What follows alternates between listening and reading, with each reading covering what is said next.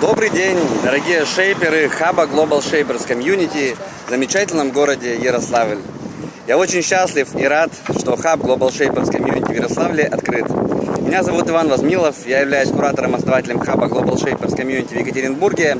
И сегодня передаю вам огромный привет на вашем первом в истории историческом, поэтому организационном собрании хаба Ярославля.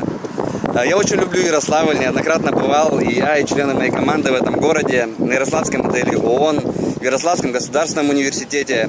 И действительно, Ярославль заслуживал хаба. И здорово, что Евгения Казина стала куратором-основателем хаба Global Shapers Community в Ярославле. И сегодня вы проводите первую встречу.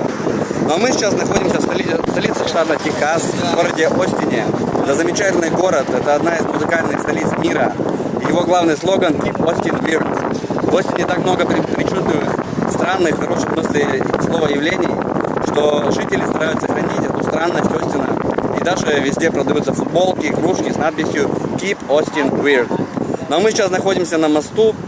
Этот мост был построен в 1981 году на Colorado River или Lady Bird Lake. И через несколько минут буквально здесь начнется еще одно причудливое явление.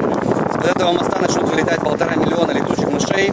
Видите, очень много туристов Остин собирает, в том числе и поэтому они будут лететь на вечерний ужин. Ну а сегодня мне хотелось бы сказать вам следующие слова. Когда вы проводите первое в истории собрание хаба, я очень рад, что хаб в вашем городе открыт. Конечно, ровно примерно год назад хаб в Екатеринбурге находился в таком же состоянии, мы только начинали.